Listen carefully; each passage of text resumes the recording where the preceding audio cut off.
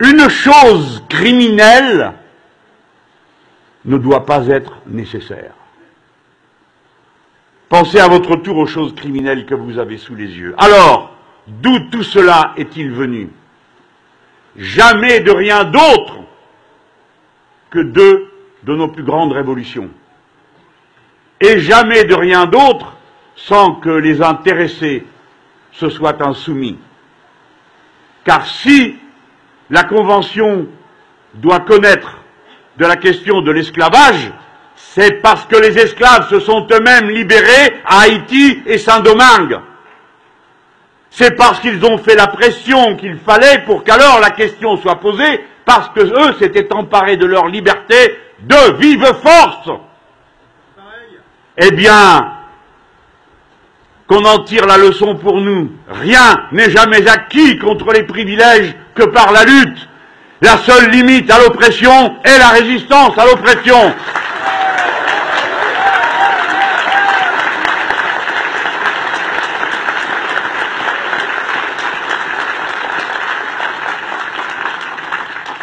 Les esclaves n'ont jamais accepté leurs conditions abominables. À chaque occasion, ils se sont révoltés. Et la brutalité, le sadisme des châtiments qu'ils subissaient étaient destinés à inspirer une terreur constante dans la servitude. Et malgré cela, sans cesse, ils reprenaient leur insoumission, leur insurrection. Village de noirs dits marrons, parce qu'ils échappaient à la servitude. Dans combien d'endroits? En Martinique, en Guadeloupe, en Guyane, à La Réunion, partout où l'on pensait que les esclaves pourraient finir par accepter leur sort, jamais ils ne l'acceptèrent. Et nous tous, quand nous y pensons, nous ne devons jamais l'oublier. Ceux qui se faisaient alors, mesdames et messieurs, et même si nous savons tous que comparaison n'est pas raison, c'était une mondialisation. Le pétrole de l'époque, c'était le sucre. Et un commerce était organisé sur 3 continents où l'on distribuait à un bout de la verroterie pour récupérer à l'autre de l'or. Et entre les deux, il y avait cette masse immense de souffrance et de servitude. C'était la mondialisation esclavagiste. Et ces principes, même s'ils ne peuvent être assimilés à ceux que nous avons sous les yeux, néanmoins comportent tant de traits communs qu'ils valent la peine d'être mentionnés. Je ne peux passer à ma conclusion sans évoquer le visage du vainqueur de la lutte contre l'esclavage en Haïti, Toussaint Louverture. Toussaint Louverture, capturé, vaincu, est mort au fort d'Anjou, ce qui n'est pas bien loin d'ici, sur notre bonne terre de Franche-Comté. Le hasard de la vie a fait qu'étant adjoint à la culture de la commune de Massy, il y a déjà quelques années, j'ai eu à choisir de l'installation d'une œuvre d'art. Et j'ai participé à l'érection d'une statue en bronze sur la place du marché, à même le sol, représentant Toussaint Louverture. Et nous, Français, peu importe dans cette affaire la nationalité, nous sommes autant de Toussaint Louverture que nous sommes de tête ici. Cet homme périt et ne céda jamais.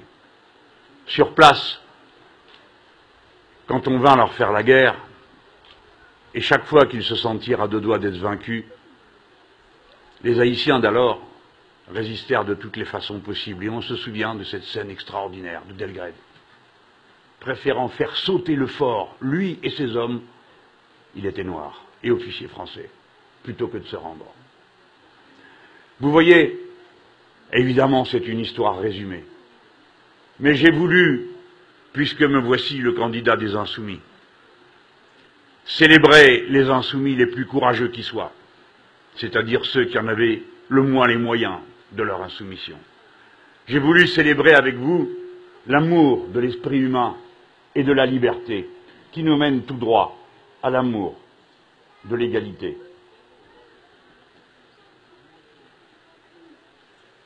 Fanon dit quelque chose qui renvoie, Frantz Fanon, l'auteur et le penseur de la décolonisation, au mot le plus magnifique du texte que je vous ai lu tout à l'heure et que vous pouvez voir dans le musée. Ce mot, c'est semblable. Car voyez-vous, y compris dans la religion de l'époque dominante, on parle souvent d'autrui vis-à-vis desquels on a des devoirs. Mais le mot semblable est beaucoup plus fort. Il établit que nous ne sommes pas identiques, cela va de soi. De toutes les façons possibles, nous ne le sommes pas, ni physiquement, ni intellectuellement, mais nous sommes tous unis par le fait que nous sommes semblables et même identiques quant à nos besoins. C'est cette identité des besoins qui nous rend semblables dans la condition humaine. Et si nous sommes semblables et que nous avons des besoins identiques, alors nous avons des droits en commun, et en particulier celui d'accéder librement aux moyens de notre subsistance et de la reproduction de notre existence et de celle de nos enfants. La similitude des êtres humains, l'identité de leurs besoins, établit la nature de biens communs, des biens essentiels à leur survie, tels que l'énergie, l'eau, la lumière, le logement, et toutes ces choses sans lesquelles il n'y a pas de vie humaine possible. C'est la similitude qui nous appelle au combat pour la liberté. C'est la similitude qui fonde le devoir du combat pour l'égalité.